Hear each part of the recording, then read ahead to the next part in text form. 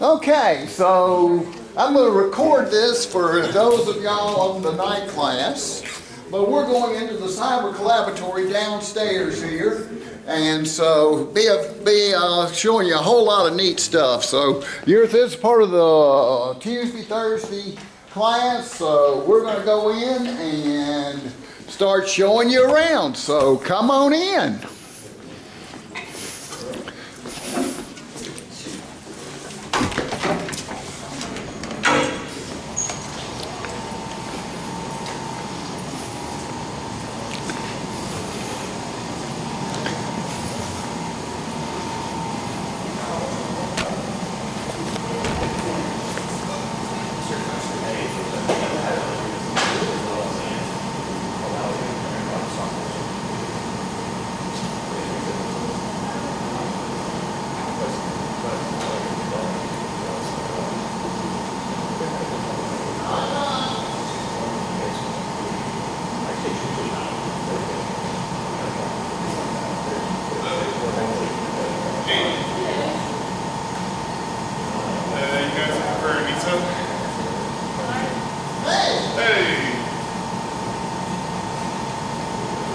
Yeah, I am not sure where pizza is, but Where's she? I have no idea. Probably, if I have to guess, next door or hidden cafe. Okay. I'll check them out. Okay, well I just looked in her office. Alright. I'm right here, I'll just send you. Great. So,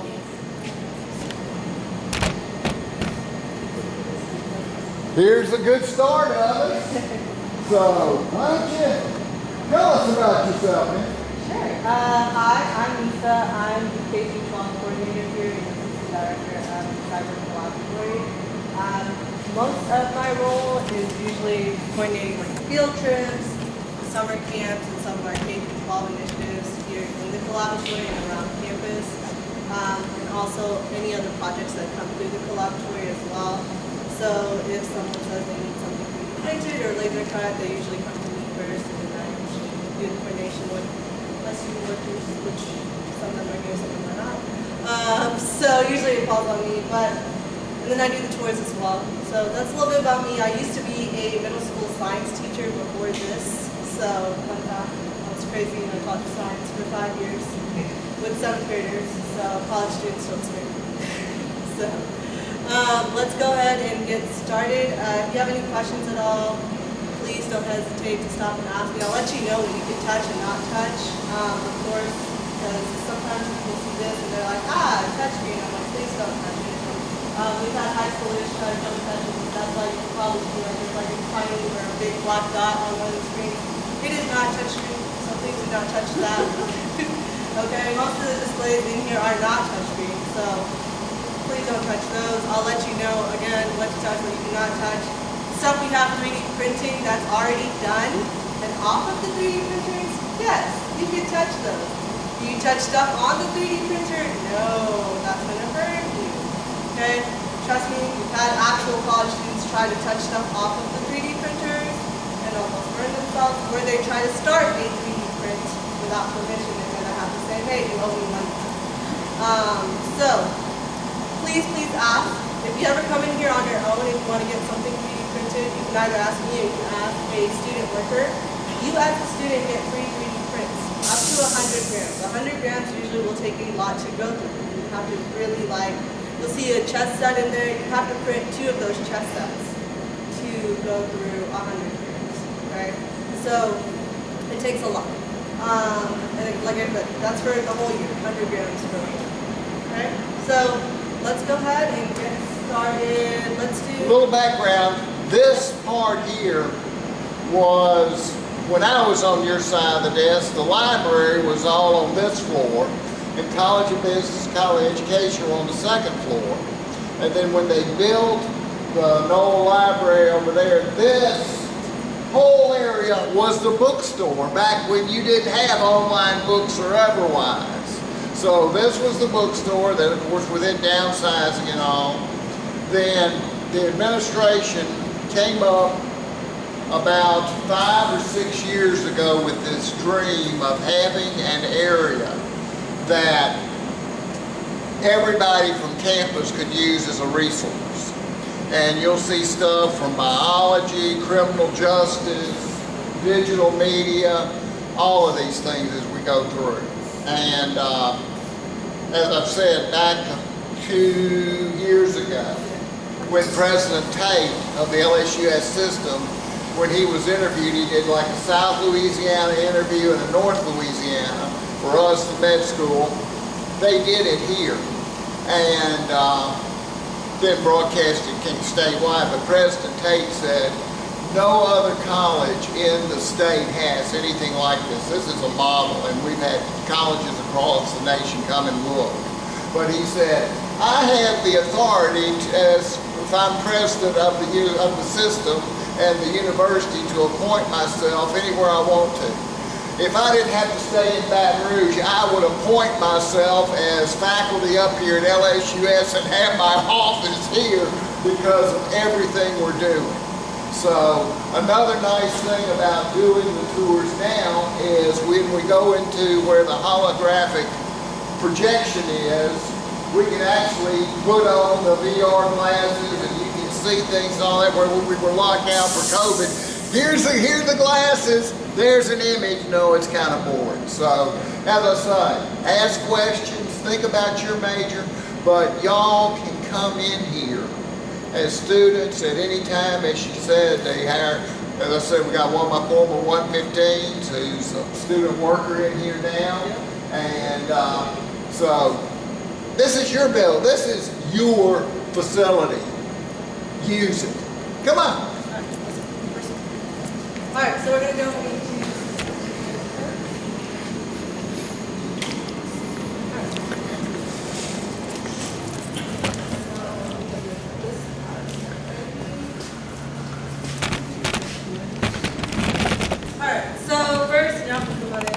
yeah. Y'all can go to the light if you want. So we have a variety of things in here, as you can see. We have data visualization up here as well, so we have lots of data. We have support tickets from the campus.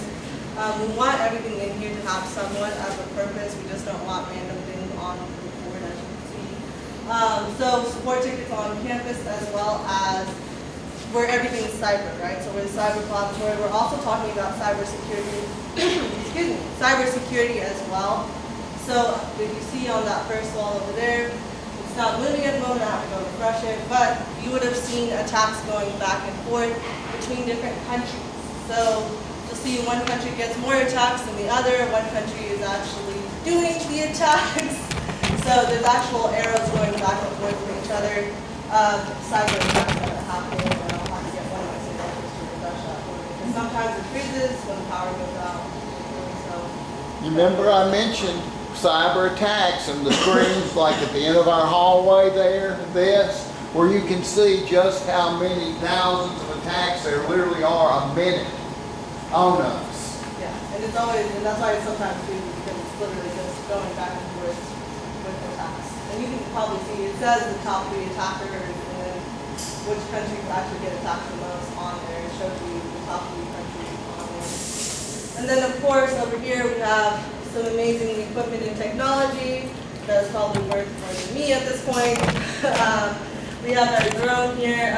You cannot fly this without a pilot's license. It's over 250 grams. So yep.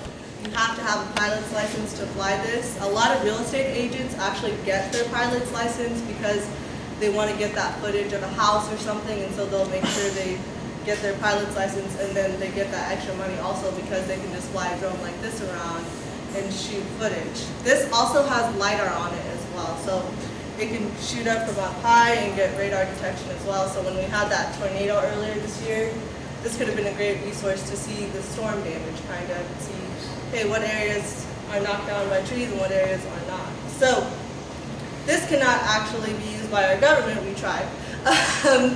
Barstow cannot actually use it because it's made by the wrong company. So we're trying to see if the city will use it, and hopefully they can use it to do some city planning, mapping, construction-wise, and probably even try to get a fee to go up here as well to see if we can use it for construction. Actually, we'll have you come up in a little bit, and I'm going to have you do what the little kids do a two-finger touch and say, I touched your dress. And then, of course, we have robotics in here as well. Summer camp does robotics with Lego robotics. So they do the coding and they do like a little march at the end of their summer camp where they have the robots line up and they follow like a path. They have like a little music that plays as they do their own robotics. I'm sure some of you did high school robotics, and so there is a path of coding that you do whenever you finish. And then over here, this unassuming machine, there's a DNA sequencer. So Dr. Salim does research in here, and so she's one of our biology professors. So she does a lot of research with plants and like kind of finding anti-cancer compounds in certain types of plants. And so she likes to replicate their DNA and try to figure out what exactly is in the DNA that causes those anti-cancer compounds. And so she uses this machine for that, as well as other kind of enrichment activities for students that come on campus. Sometimes JROTC comes on campus and she does the strawberry DNA lab with them, where they extract DNA and they get to look at cells and things like that. This machine, fun fact, if I were to try to move it, it would cost $10,000 to move it. So that's why when I was moving the whiteboard, I was like, careful, I can't bump the table. So to sync it is very like sensitive. It's a super sensitive machine. But when it does do its data, so last time she ran the data on it on a certain type of cell, 600 million rows of data. 600 million rows of data. So it can tell you last time it rained, what animal defecated on it, etc. So it is very specific. And then, of course, all our PCR equipment that goes along with that research that she does. So we got some good stuff happening. All right, let's move to 3D print space. In just a second. In just a second. Okay. We'll go right. Another thing that this room was designed for is with the processing power in here and the links. This is actually a backup site for Caddo 911 dispatch. You remember there I showed you that active events screen there that day? Well, they could dispatch Caddo Parish, Shreveport Police, Fire, all that from here if something were to happen to the main Caddo 911 dispatch center there on Texas Avenue type of deal. But we look at the robotics and the Legos, and I don't think the cars are back there anymore. No, they're not. We moved them to storage. But one of the first things we did in the department in intro robotics area is we got a couple of plastic cars, you know, like a 2 or 3 year old kid would get. And they modified them to be remote control and worked with Shriners Hospital there at Sanford and Kings Highway to use those cars as an idea of, think if you're a 2 or 3 year old kid and they're taking you to surgery or therapy, and instead of strapping you down to a metal gurney with a mattress, wouldn't it relieve your anxiety if you were going along in a remote control toy car going into surgery and your anxiety and your blood pressure goes down? So that was even an early foray we had years ago, 5, 7 years ago, into the department with robotics on looking for real world applications. Okay? Next, let's go to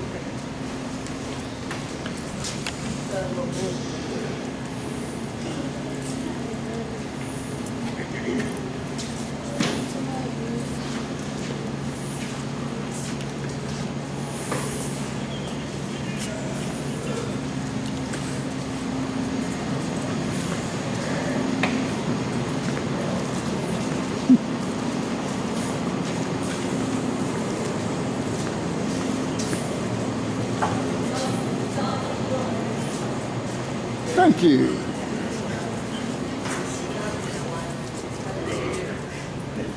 Chess pieces go there.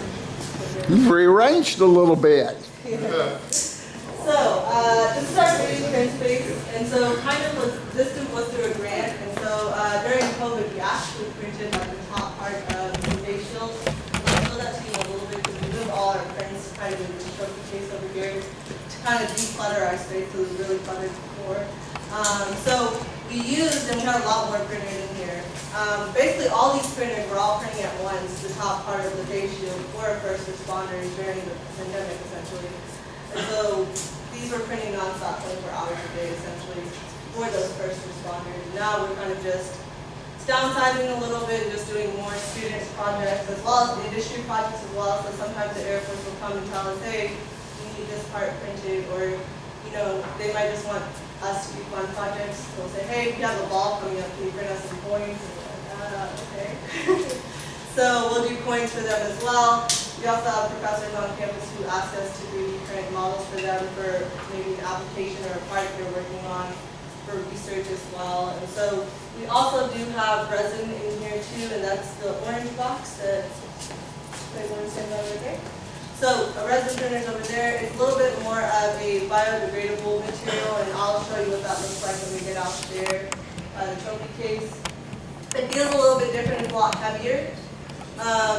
We are currently not using the resin right now for students or faculty. We're waiting on some other stuff to come in for that. We have some supply issues with that. So currently how it works is it prints in liquid, and then we kind of bake it, and then we put it in an alcohol bath. So it's a tedious process. So that's why we're not really using it at the moment. We're sticking to our 3D printers over here with the filament. If you don't know what filament is, it is a type of plastic, which you see here. So what it does is it prints out and it melts essentially in different colors. Like I said, when I get out there, I'll show you what those layers look like. So there's a piece out there you'll see it looks like a waffle essentially, where you see the different layers going. You want to add anything? No, I'll say we'll take the, show them the top pieces there in a minute, and then talk about the big machine, of course, and of course the knee brace, which I've already mentioned, but we'll talk more. But yeah, I'd say a lot of this, when COVID hit, SWEPCO gave us a humongous grant. And 5 figures or more, 6 figures. Yeah, that's a lot. And to really fund this. And so with that, border regions, private money is really, I don't even know what the total investment in here. I know it's up there. Yeah, it's up there in the 7 figures type of deal. And but first time I saw 3D printing, we have a kind of a partial 3D printer still upstairs down the hallway past my office. Was the first one. Dr. Krishna Agarwal, who was on our staff, printed a teapot. And of course with him India and all that in Kenny, so he actually had a teapot of that size. So it was kind of amazing to see it. So let's go look at what it actually will do. And y'all ask, if y'all got any questions. No, we should have some prints going. Yeah. Right? Well, we're going to be doing it tomorrow at 9. Okay. For the MWF bunch. I'll probably be the one to clean it up then. Cool. Yeah. Just wait.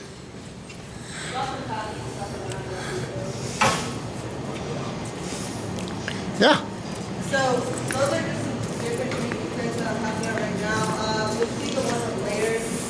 So that's how kind of 3D printing works with different layers. If you look at the side, you'll see like the different number of layers. It prints in that kind of hexagonal shape where it does layer by layer. And that was printing the black piece that you see, the Medusa. So that's actually a student print. One of our digital art students was actually printing that. He was doing Medusa, and he actually, we put them side by side. It was Medusa with like Eurocentric features, and then Medusa with Afrocentric. So you can actually tell the difference if you put them side by side. And then I'll give y'all some resin prints to look at as well. So you'll see the difference with resin. The turtles are resin. You see that they're a little bit heavier, but they're also very detailed. If you look at the shell, you can actually see like the little spirals on the shell as well.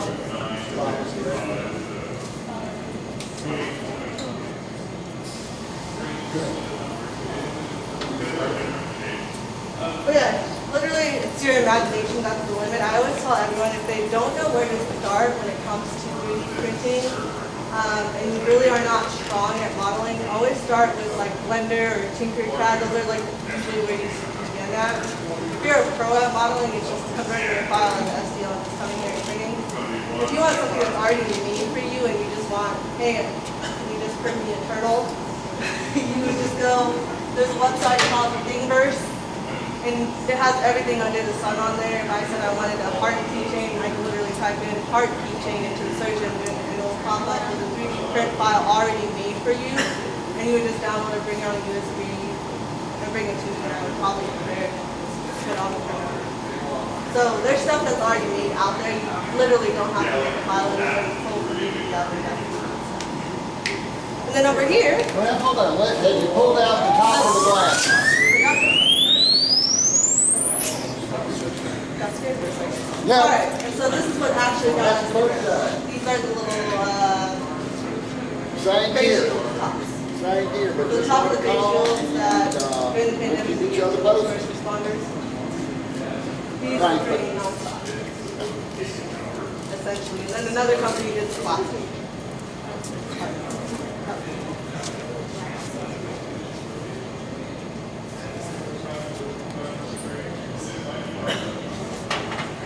Yes. Did you talk about the knee brace yet? I had to get it with the head first. Alright, so this big machine over here that seems unassuming is our big 3D printer. We call it Big Rep. You can print up to a meter cubed, I believe. Yes. The highest project I was told out of here when it was printed was up here with the DNA Helix. It was a memorial for one of the professors that had passed, I believe. He's a biology professor, so Yeah. it was a Helix that was up big. Scott said it was pretty nice. Interesting. This is one of our more famous projects. It was with Bishop Physical Therapy by Eric Ripito. This is the second model. The first model is currently with the physical therapist himself. He basically taught himself how to code and 3D model on his own. And then he decided, hey, I want to go ahead and make a knee brace that's custom made for athletes, because a 250-pound lineman is not going to fit into a typical knee brace, and it's super heavy, and they're not able to run. So he decided, okay, let me make this, let me 3D model it. All right, here you go, Scott. Scott's on the line. Here you go, Scott. Go ahead and 3D print this one. So Scott, being Scott, said okay, and 3D printed it. So it's actually made with a really flexible material. It's like a polymer type material. The first model was on shows with the physical therapist because he ran over it with the car and it actually popped back up. So it's super durable, and so that's one he likes to take to shows. So he gave us the second model as a consolation prize, so to speak. So he's actually trying to gain investment and gain traction with it, essentially. Because what he does is he takes a scanner, essentially, a 3D scanner, and he scans player knees, and then he 3D prints the actual brace with that. So the actual foam you see is just foam he cuts out and then uses spray adhesive to spray on. But think about having a model of a person's knee and all that long term, and you can, as they grow, you know, you start out as a high school, eventually get old, you know, being able to take that same basic dimension and expand it as they get old type of deal. So, another way that this 3D printer was used is there's a group at Barksdale that does R&D for the whole Air Force called Strike Workers. And you'll see occasionally about things they've come up with. Well, one thing they asked us to work with them years ago on was a B-52 bomber has this giant brake shoe. Think about the brake shoe on your car, but expand that multiple times to slow down a B-52 bomber.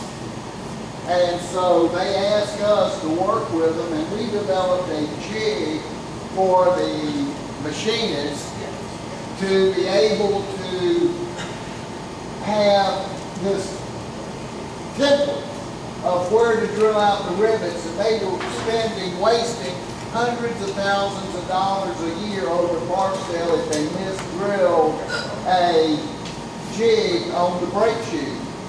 Well, this 3D that we developed for them, now they have a master model, and we can create as they need to, but saving the Air Force hundreds of thousands of dollars a year of our taxpayer money. You follow me? Essentially, taxpayers. There's a whole list of projects that we probably know with Barksdale and Strike. Oh, yeah. I couldn't even put together in my head. Oh, we've done this. Yeah, that's right. I forgot. And then they'll come and say, hey, kid, we got another project for you. And I'm like, just wait a second. Okay. We're still trying to catch up from the other project. But we've done that, and we've also done some projects for students. A fun one the student has done on this one, because it's rare that students use this one, but we did have a student use it for a car part. So he just wanted to see if the part would fit. So it was essentially like, I think it was the engine. He just wanted to see if the engine part would fit. I forgot what it was. I don't know what it was. It was like some part of the engine. It was ginormous, like this big. He just wanted to essentially see if it would fit. Had no functionality whatsoever. Just wanted to put it in the car. And so he printed it twice because it failed the first time. So he brought his own filament in, put it in the second time, and it printed fine. And I was like, what are you going to do with it? Like, once you figure out, okay, it fits into your car, then what? This is a restoration car or whatever. He's like, well, actually, I just want to, like, see if it fits, and then if it fits, it's just going to sit in my apartment. Okay, well, I guess that was a nice use of $200 worth of filament. But, you know, hey, it's your imagination, right? It's like something to say, hey, I 3D printed this on my own, and I got to use it for this practical use, and now I have it forever. And, you know, when he finishes the training car and stuff, it's going to be like, I did this prototype before I even did it. So, now we're going to move on to the hollow table. Yes. And that's going to be probably the fun part for most of you. I think there are only 6 of these hollow tables in existence. And we are either 1 or 2 universities that actually has one. So, and there's some other neat things in here. Ground penetrating radar. And we might even do some with a chair. I feel like I'm in software again.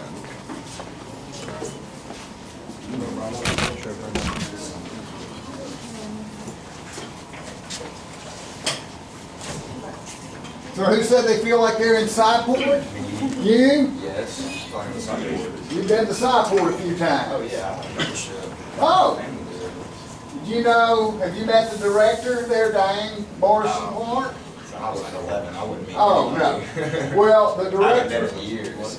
well, Diane, who's director of it, she and I got our MBAs here together in 1985 and all. So, you know, great connection. So, as you heard, we're one of two universities that actually has a hollow table and a hollow wall.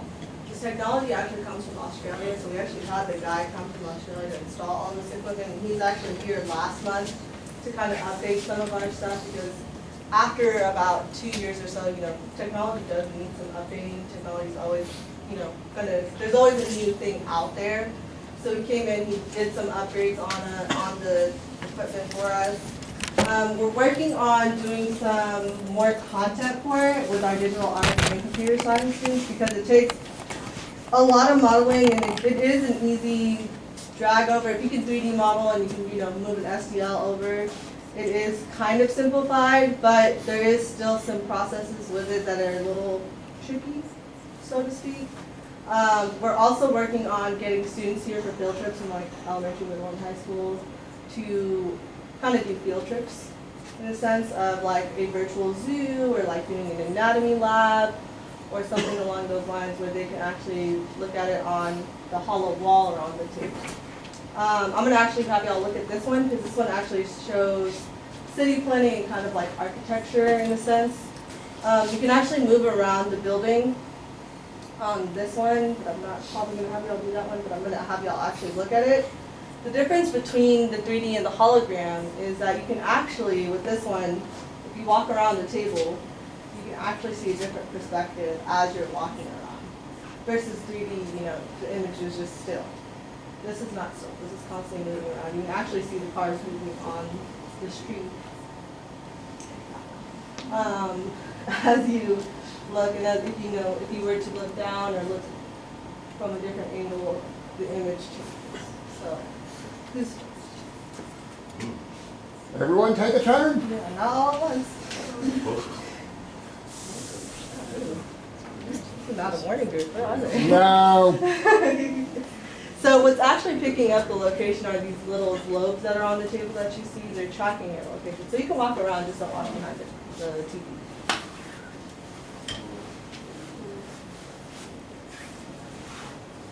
Really? Get up there, honey. You can pass it to Get them. up there. Yeah. As I say, it's, is it weird? Did I go too mature for them? I might need some running dinosaurs on there for them. I don't know. Whatever, running dinosaurs. I'll do whatever the glasses are. Maybe more dinosaurs will be more of their speed. Did I go too grown up? No. Been too much. Wanted to see the zoo. The zoo is not on here. We're still working on getting that loaded up. That's more of the spring. We're trying to get that this springtime. The table, or not the table, the wall I couldn't load up all the way just because they're having interviews in there for the staff coordinator. So Okay, well, I can show you what. yeah, we'll show you there. I just couldn't set up all the way for sort of. What you think? Huh? Huh? Yeah, so there's a car model on here. I actually skipped through it. It's like a little car in the showroom thing. Pretty much anything. You can be prototyping on this too, where you can just look. Because that's what this thing is for, you can zoom in and stuff. Yeah, you guys are going to have to get closer because yeah, you're too far. Not into this, huh? This looks like.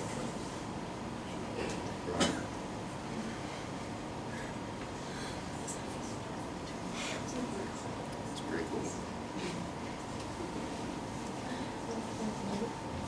So the Australian government actually ran some military operations with this as well. There's like a police scenario, army scenario. There's like there's sound with it too as well. There's like other it's like helicopters flying around. Try to catch something on it. Yeah, told you it would be. Now, I don't know where, I guess it's not, I guess it's locked up. Another thing we have in this thing is this ground penetrating radar. And you've seen those where they roll around, the thing kind of looks like a humongous lawnmower type thing. Generates down, so any of y'all know Gary Butcher Gary Joyner over in history? Hey, Gary? Gary always got his start as a cartographer, map maker. And he actually used to have an office there in Madison Park with me. And where I got to know him 30 years ago. But Gary has used that ground penetrating radar to track historic sites in Shreveport. He actually found in a cemetery near downtown where they buried the first mayor of Shreveport, and they had no idea where that he was buried, type of deal. So you'll see a lot of that. Then you can take it and model things there, type of deal. So we can do ground penetrating radar. We also have this camera thing. And, Scanner, yeah. yes, the scanner. And we can actually own it, look at an object, so we could point that scanner at the chair there and actually start creating a 3D model of a chair or any other object type deal. And then there's this one as well. If they want the dinosaur. There's the dinosaurs. Yes. Look at the dinosaurs. Say look at the dinosaurs. Huh? I'll look at them. Okay.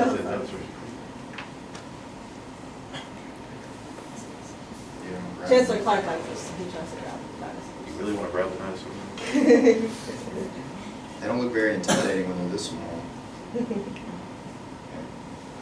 Anyone else? What have we done? Alright, so that's- Jordan? Yeah, no? Yeah, I don't wanna Then we also have the headsets in here as well, the Oculus headsets. We actually have our, one of our speech professors, Trey Gibson. Yeah. He used it for public speaking, so instead of, you know, having you stand up in front of this class and present, you would be presenting in the headset essentially. So you're not in front of anyone, you're actually in front of an audience in the headset, and it would score you based off of that. So instead of, you know, old school, like we had to stand in front of the class and present, and you know, you're nervous, you just have a headset on, and that's great. So he usually checks those out towards the end of the semester and, you know, scores his students based off of that. Trey used to, I'm not sure if he still does or not, but is the coach of our debate team, and they've won numerous national championships. Yeah. All right, let's go look at the laser cutter. Hopefully it's still working. Yeah. How many years do you think before these are in households? Huh. I mean, who would believe that we've, you know, got this here for y'all? Yeah. It is very loud, sorry. We're actually working on something for digital arts. They have a kind of like a brand project that they're working on. So they actually came to us because they said they wanted something engraved. So we're engraving something on a wood board for them. And so you can actually come look at it. It's engraving right now. So you see there's blue painter's tape. That kind of helps it not scorch the wood. So when I say scorch the wood, it doesn't help it look like smoky or anything like that. So that's why we put tape all over it. And you can see it's actually going through layer by layer, passing through multiple times. So this also cuts acrylic as well. So you have acrylic, you do wood. No, you're fine. We're working on different materials. But yeah. So that's a project that we actually started on yesterday. We did a few test pieces, and then this is actually the final product that's being engraved right now. So this should probably finish in the next hour, I hope. Maybe. I'm trying not to look at it because it's making me anxious because I don't know how center it is because we've brought out the tape measure multiple times. Because the machine itself runs a box function, meaning it'll tell you, okay, we're cutting or we're engraving in this box. Well, as you see, the shape is a circle. So it's running a box function on a circle, which makes it really difficult to know, am I engraving in the right spot, essentially. And then also the design itself has like leaves on it. So some of the leaves are in the circle and some of the leaves are outside of the circle. So I'm not trying to look at it because it makes me a little stressed. But it's one of the fun designs that we get to do. We've done stuff for the Alumni Association as well. We got to give them a cheese board that we engraved with like the LSUS logo and like the anchor on it, which was pretty neat. We've done coins in acrylic. One of the first things that was on here is Dr. Evil saying freaking laser beams. Because of course, with the laser cutter, you have to have freaking laser beams. But we do a lot of stuff in acrylic mainly because it's just easier to cut and engrave. Wood has somewhat of a scent, so we try not to do too much wood. But yeah, that's our laser cutter. And then we'll go into esports because I think we can get in there before the class gets in there. Yeah, because class won't be in there till 10:45. Oh, perfect. It's actually 11. Yeah, on my right hand. Oh, to the right. Right. It's open. The light should turn on as soon as y'all walk in. Y'all can sit at a chair. Yes. Feel the comfy chairs. Don't take a nap though. Look at the semifinalists, there's two of these esports. Yeah. I'm good. I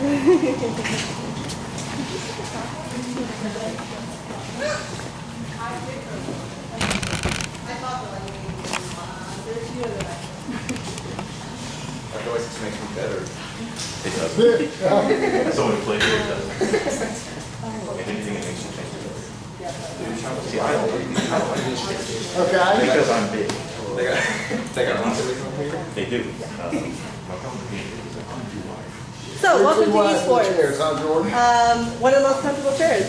Before I start, if you want to, you can hold the lever on your right side, and you can recline all the way back. It's on your right, towards your hip, really. If you want to recline all the way back like you're laying down, you can do that as well. That's usually what gets most of our parents to be like, okay, sure, send my kid to college here. Yeah. So this is our esports arena, esports lounge, classroom. It serves multiple purposes in here, but this is also one of our higher functioning CPUs that we have in Cybercollab. So if someone needs a higher processing computer, or for example, if I need a higher processing computer, I usually will use one of these computers. It runs on Alienware. Why Alienware? Because the university runs on Dell, and Dell is a company of Alienware. So that is why Alienware. Because everyone always asks, well, why do you guys choose Alienware? Because they are under Dell. That's the only reason why. So esports. Esports basically is electronic sports, gaming, whatever you may think esports is. It is not. It is everything. It is Super Smash Brothers. It is League of Legends, Overwatch, Rocket League, a million other games that I cannot name off the top of my head. They are competitive. They are in here from 4:30 to 10, Monday through Friday. They are in are you in grand finals yet? I think the only team that made it to grand finals is the Valorant team. Okay, I Valorant believe team. they have their game. I think it's soon. They might have already had it. I forget. Tomorrow. Yeah, Rocket League and Smash make it the semis. Okay, so yes, so they're competitive. They make some type of finals. They actually came in a couple of years ago during one of the tournaments and put it on cable TV or whatever. Somebody came. Oh yeah, it was on Twitch. So Twitch. George Foreman Jr.'s Thank you. company, yeah, they were on Twitch. George Foreman Jr. or George Foreman, if you don't know, named all of his sons George Foreman Jr. Yes. All 10. But anyway, that's beside the point. George Foreman Jr., he's actually an alumni. He went through the MBA program. He decided to help kind of sponsor one of the esports tournaments last November, and the team was doing great. It was Rocket League and Overwatch and League, I think. And so they were live streaming on Twitch. So we had shoutcasters in that conference room. We were live streaming in that classroom over there. And then esports players were in here with the camera crew and all, sponsored by Canes with the Canes Cup. And they were gaming in here as well. And so it was really great to see. But yeah, so I think they're also still working on becoming a scholarship sport Yes. as well, because they are highly competitive, and almost every other university does scholarships for esports. So I think they're still in the process of trying to get that going. So if you're interested in joining esports, they meet during Common Hour. And our student worker there, he was in the class on Monday night, year and a half ago. Oh wow, you was too. And, you know, with our classroom, he's kind of sitting over there, you know, chairs 4, 5, and 6, that second row. Of course, right above us, literally, and you could hear things going on, and he wasn't paying attention. A couple of them weren't paying attention to lecture a couple of those nights. They were actually watching on their phone the tournament from right below them and all that, and cheering and all that. So we didn't get a lot of lecture that night. 2 nights done of the tournament. But, you know, they said, you ever brought that? I said, no. I said, we're building school spirit. We're looking at the future. All of those things. So we did a little bit of diversion those couple of Monday nights for the class. But as I say, y'all want to come in here? If you're, Jordan, you're into gaming. Yeah, in fact, I did esports in here, so Yeah. it's fun. We got yelled at a couple times for being too loud during Monday nights, but Probably from the nursing bunch, but I yell at them for getting, I don't yell at them, but I'll have them to calm down a little bit. My office is actually right next to, so that door over there that says 105, my office is on the other side. So sometimes I have to come in and be like, hey guys, it's 2 p.m. I'm on a Zoom. I need y'all to like bring it down a notch, because the person on the other side of my Zoom is like, is everything okay at the university? I'm like, it's fine, they're just screaming because they're on Zoom. Good thing. But you know, it's part of esports. You know, it comes with territory.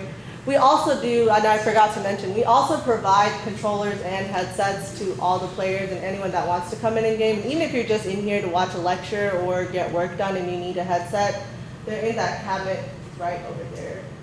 My guy in the red backpack, raise your name so that way everyone can see there. They're in that cabinet over there. So there's no special code or anything. You just get your headset if you need a headset, or if you need a controller, you just grab a controller. So whatever you need is all in there. But yeah. That's all I got. Let's show them the wall real quick. Oh, yeah, I can show you. Folks, any other questions? Anything that has piqued your interest? You know, why I like to come down here is look, we've looked at everything from processors to other forms of input to 3D printer outputs we've talked about. You know, anything in here that has piqued your interest you want to learn more about? Huh? Esports?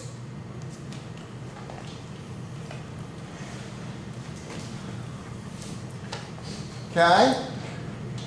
Any of y'all are biology students have seen now here some ideas on the DNA sequencing and other things that, you know, she's working on. Student worker positions, right? Yeah. So anything y'all can come up with or are interested in, let's say this facility is basically open anytime the building is open. Now, evenings are not necessarily the student workers all, but you know, if you want to come in here and, I mean, even go get in the chairs over there at the other end there as we were walking around the 3D printing show. This young woman there and just working and on something. Well, she's former 115. And she was just sitting there working on something for another class, chemistry or all.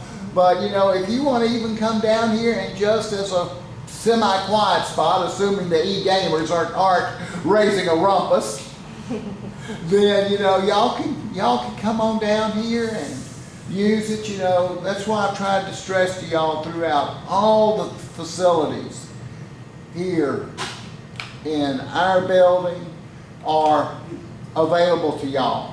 So whether it's esports, whether it's coming up with something to 3D print, whether, as I say, you're trying to make a model of something and we have this handheld scanner that we can scan an object and then bring it in to work with it, model it, rotate it, all of those things. Y'all are certainly welcome. And as I said last week or so, I had a student in the 345 data structures last spring who didn't know that, you mean I can go in there? It's not restricted access? And so, because I was doing that class online, she actually tagged along with either the Tuesday, Thursday, or the MWF when we got to this point, and said, I didn't know, I wish I'd learned this as a senior. So, I mean, as a freshman rather than being a senior. So, that's kind of where we are. We'll show you the wall in there. You can't quite get to it. If you've got stuff to hand in to me, you've got a test or two there, I got one or two things graded back to you. Thursday in class, we've got some of y'all who need to make up test 2 or test 3 or something. I'll have tests with me. It won't be a formal lecture, but it'll be give anything back to y'all that's needed. Now, I'm not going to grade these tests till over the weekend probably. But all of y'all saw that I put out on Moodle everything, grades for everything that I have recorded so far. So if I have something wrong, let me know. I'll update that again this weekend. But as I say, remember next week you only go to when your finals are.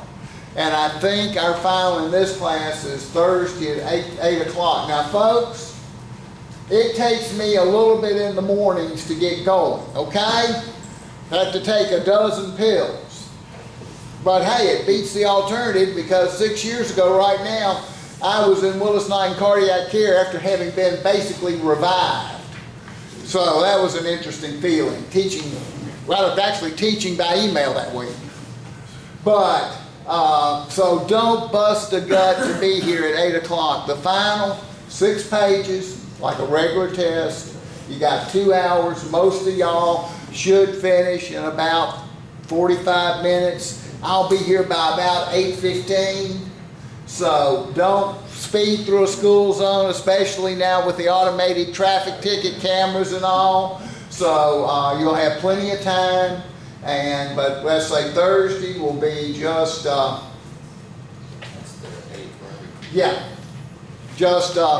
you know, tie up loose ends, makeups, whatever, give things back. So let's go out here and look at this giant wall.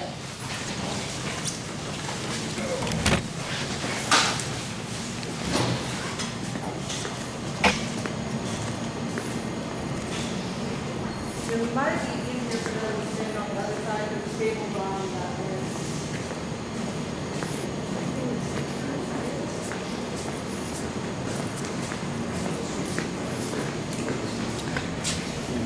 Yeah.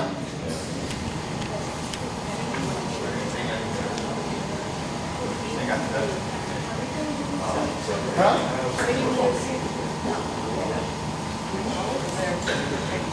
Alright, so wall, same concept as the table.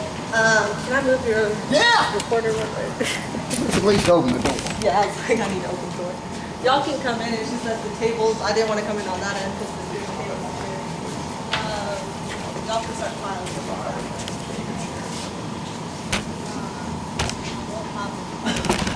Go on. I will. So, I'm just going to show y'all the demo. They are having interviews in here later today, so I don't want to like take too much stuff out. But when you come another time, I'll give you the glasses. You can go through glasses. This one is a lot more easier for classroom use. This one can have up to 20 pairs of goggles or glasses on as a viewer. As you can see, it's a bigger screen. Obviously, it's not small as the table is. This is used for more educational purposes. So Dr. Salim, remember we talked about her, she's a biology professor across the way.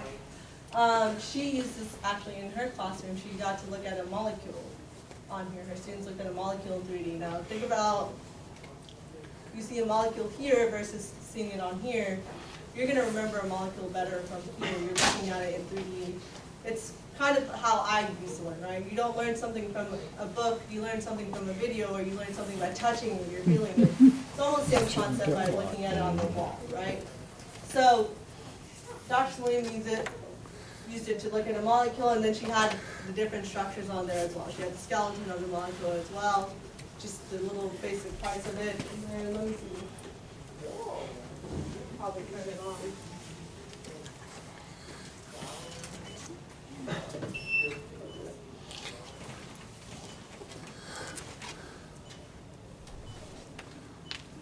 So like I said, it's a lot bigger.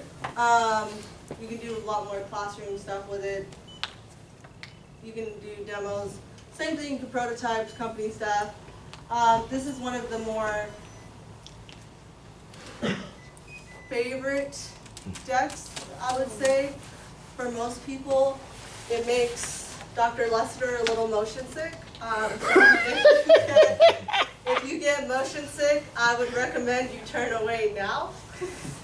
Because that's going to be my warning to you. I'll put this down so that way we don't have that there. Okay, there we go. If you put the glasses down, it turns them back to 2D. So right now you're not viewing it as 3D, you're viewing it as 2D. So basically this is rocket mode. So you're just like Spider-Man. I call it Spider-Man flying through the city. So essentially you can do this, do that, whatever else. Just a great tool for city mapping as well. They have CAD models on here. They have dining. They have dinosaurs. Our summer camp kids got to see dinosaurs on here. There's a museum deck on here as well. This is the one we're actually trying to do the field trips on with the zoo and the anatomy as well. So just another tool to do digital stuff on and do just CAD modeling and 3D modeling on as well. So, Yeah. We're Think one about of the this for ones that has the wall and the table. Think about a geography class being able to, you know, walk between the buildings or whatever. So we actually have, if I can pull it up. We do have the Sistine Chapel on here. And I will say that is Dr. Lessiter's favorite. Apart from rock and roll. She loves rock and roll sometimes. Not all of it. But,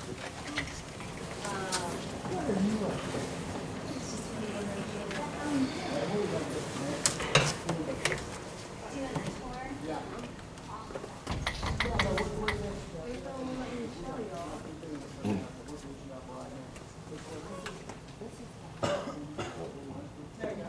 So this is just part of the Sistine right here. And we're back to 2D, not yet. Maybe 2D. It is finicky when this math, so sorry. Alright, let's try this.